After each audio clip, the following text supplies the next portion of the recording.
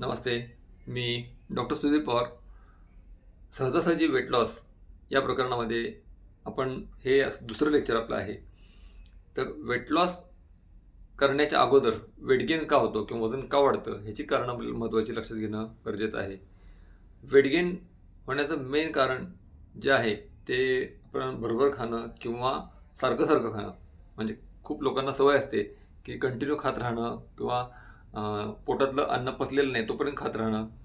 तर त्याचा परिणाम म्हणून वेट गेन पटपट होतं. आयुर्वेदामध्ये सांगितलेलं आहे, आयुर्वेदिक जुने जे ग्रंथ आहेत त्यात सांगितलेलं आहे की पोटाचे 4 भाग करा. त्यातले 2 भाग सॉलिड फूड्स, बाकीचे एक भाग आहे तो पाणी आणि राहिलेला भाग आहे तो वायू, तो मोकळा ठेवा. म्हणजे भूक ठेवून जेवा, म्हणजे थोडंसं पोटामध्ये काही जागा असू द्या.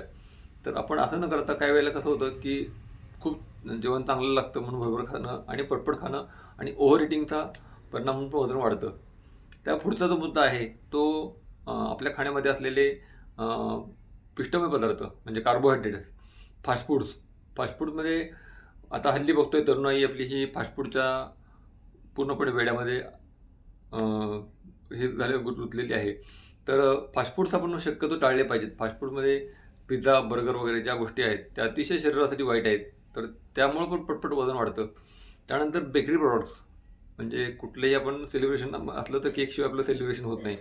तर त्यामुळं बेकरीचे प्रॉडक्ट आपण टाळले पाहिजेत. बेकरीच्या प्रॉडक्टमध्ये सगळ्या प्रकारचे केक्स, नानकटाई, तुमचे सगळ्या प्रकारचे बर्गर वगैरे आले. त्यानंतर टोस्ट, खारी हे सगळे पदार्थ आपण जे चहावर वगैरे खातो हे अतिशय शरीरासाठी वाईट आहेत. तर त्या गोष्टी आपल्याला टाळणं गरजेचं आहे. त्या पुढचा जो मुद्दा आहे तो ऑइल, म्हणजे तळलेले पदार्थ. तर तळलेल्या पदार्थामध्ये कुठेही आपण हॉटेलला गेलो, जेवायला गेलो, तर ते प्रत्येक जेवण हे तळलेलं असतं. त्या तळलेल्या पदार्थांचा परिणाम म्हणून 100% आपल्या वजन वाढण्यावर परिणाम होतो किंवा आपण 100% त्याचा इफेक्टमुळं आपण बेली फॅट म्हणजे पोटाचं फॅट हे वाढत जातं. कारण एकतर तेल हे पचायला जड आहे. ते आपलं मेटाबॉलिझम स्लो करतं आणि पचन उशिरा होतं आणि शिवाय ह्याचं रूपांतर डायरेक्ट आपल्या मेदामध्ये किंवा चरबीमध्ये होतं. त्यामुळं तळलेले पदार्थ आपण शक्यतो टाळले पाहिजेत. त्या पुढचा जो मुद्दा येतो तो मीठ. मीठ आणि साखर हे असे पदार्थ आहेत की हायग्रोस्कोपिक आहेत. हायग्रोस्कोपिक याचा अर्थ ते शरीरामध्ये पाणी धरून ठेवतात. कुठलंही अन्न खाल्लं किंवा काय खाल्लं त्यामध्ये मिठाचं साखरेचं प्रमाण जास्त असेल तर ॲटोमॅटिक त्याचा परिणाम म्हणून आपल्या शरीरामध्ये पाणी जास्त धरलं जातं आणि शरीराला सूज येते आणि वजन जास्त वाढत जातं. त्याच्या पुढचा जो मुद्दा आहे तो झोप. आपण खूप वेळा बऱ्याच लोकांना सवय असते की दिवसा झोपायचं. म्हणजे जेवण झाल्यानंतर आपण शक्यतो काही लोक 1-1 तास 2-2 तास झोपतात.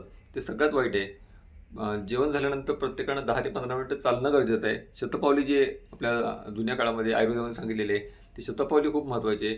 तर ती शतपावली प्रत्येकानं करणं गरजेचं आहे. तर झोप दुपारची शक्यतो टाळा. काही लोक उशिरा झोपतात, लवकर उठतात, झोप पूर्ण होत नाही. याचा पण शरीरावरती स्ट्रेस निर्माण होतो आणि त्याचा परिणाम म्हणून पण वजन 100% वाढत जातं.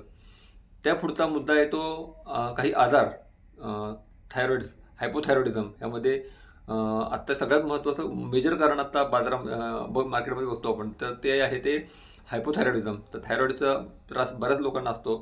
तर त्या थायरॉइडमुळं पण वेट गेन होतं. त्यानंतर PCOS लेडीजमध्ये पॉलिसिस्टिक ओव्हॅरियन डिसीज किंवा पॉलिसिस्टिक ओव्हॅरियन सिंड्रोम नावाचा सिंड्रोम असतो. तर त्याच्यामुळं पण वेट गेन 100% होतं. तर ते आपण ज्या लेडीजने आहे ते सोनोग्राफी करून हे कन्फर्म करणं गरजेचं आहे. त्यानंतर मेनापॉज लेडीजमध्ये जेव्हा पाळी जाते त्यानंतर वजन पटपट वाढत जातं, सूज येते अंगाला.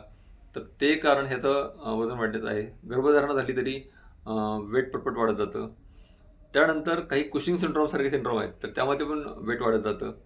तर असे ह्याला भरपूर कारणं आहेत. तर आपण त्यामध्ये आणखी खोलात पुढे जाणार आहे. त्यानंतर काही औषधं, म्हणजे मानसोपचार करण्यासाठी जी औषधं वापरली जातात त्याचाही परिणाम म्हणून वेट वाढतं.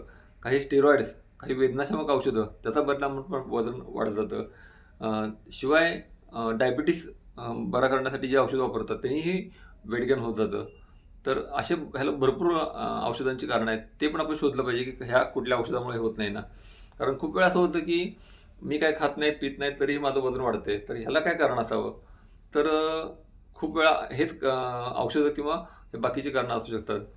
त्या पुढचा जो एक कारण मला असं वाटतंय, की एक कारण असते भरभर खाणं. म्हणजे खूप लोकांना सवय असते, की मला वेळ नाही आहे, गडबड आहे. तर त्यामुळं पटपट किचनवर डायनिंग टेबलवर यायचं, पटपट जेवायचं, पटापट निघून जायचं.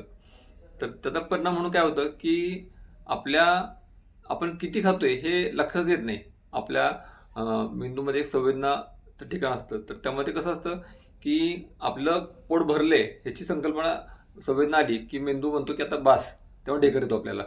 पण तोपर्यंत बऱ्यापैकी आपण भरभर खाल्ल्यामुळे बऱ्यापैकी खाऊन घेतलेलं असतं. त्यामुळं वेट गेन पटपट होतं. म्हणजे जे लोकं भरभर खातात त्यांच्यामध्ये पण वजन वाढण्याची प्रक्रिया ही फास्ट होते. त्यानंतर पुढचं एक कारण मला वाटतंय, की एक आहे ते पोट साफ न होणं. पोट साफ न होणं आणि आपले जे हे आहेत मलमूत्र ह्याचे वेग आवरून धरणं. तर अ, यामुळे अपनवायूची दृष्टी होते. अपनवायूची दृष्टी झाल्यामुळं काय होतं, की पोट वाढतं म्हणजे बेली फॅट वाढत जातं आणि पोट फुगत जातं. तर त्याचाही हा परिणाम आपल्या शरीरावरती होतो. त्या पुढचा जो एक कारण महत्त्वाचं आहे, तो व्यायामाचा अभाव. म्हणजे खूप लोकं बैठी काम करतात. 8-8, 10-10 तास एका ठिकाणी बसून असतात. तर त्याच्यामुळं पण 100% वजन वाढतं. काही लोकं मला वेळच नाही आहे, मला व्यायामाला वेळ नाही आहे. तर हे काही कारण असू शकत नाही. तर व्यायाम किती वेळ करावा, काय करावं प्रत्येकाच्या शरीरानुसार ह्याच्यानुसार ठरतं. तर ह्याचा आपण पुढं उल्लेख करणारच आहे. तर अशी ही बरीचशी कारणं आहेत. त्यात अजून काही कारणं ह्यातली राहिली असतील, ते आपण पुढच्या सिरीजमध्ये बघणारच आहोत. तर ह्याच्यामध्ये आपण ह्या लेक्चरच्या सिरीज आहेत, त्यामध्ये बरेचसे आपण ह्याचे उपाय नॅचरली अगदी सहजासहजी जे उपाय उपलब्ध आहेत, ते आपण सांगणार आहे. तर ह्याच्यामध्ये सगळ्यात महत्त्वाचा व्यायाम आहे, तो व्यायाम महत्त्वाचा आहे. तर आपण सातारा हिल रनर्स या माध्यमातून रोज सकाळी 6 ते 7:30 या वेळेमध्ये बॉम्बे रेस्टॉरंट चौक या ठिकाणी रोज व्यायामाचं मार्गदर्शन करत आहोत. व्यायामाबद्दल किंवा वेट लॉस कसा करावा ह्यासाठी मार्गदर्शन 100% करत आहोत. तर रोज ह्याचा सर्वांनी लाभ घ्यावा. हे पूर्णपणे निःशुल्क आहे. म्हणजे कुठलेही आम्ही हे चार्जेस घेत नाही. फक्त डेडिकेटेड लोकांना ओबेसिटी कमी व्हावी किंवा फॅट कमी व्हावं ह्यासाठी आम्ही या ठिकाणी लोकांना उपाय सांगत आहोत. व्यायाम लोकांच्याकडून करून घेत आहोत. तर ह्याचा खरोखर आपण लाभ घ्यावा. मी आणि माझे मित्र जयंत शिवदे हे दोघांनी मिळून आम्ही लोकांना मार्गदर्शन करत आहोत. तर याचा जरूर आपण फायदा घ्यावा. Thank you so much.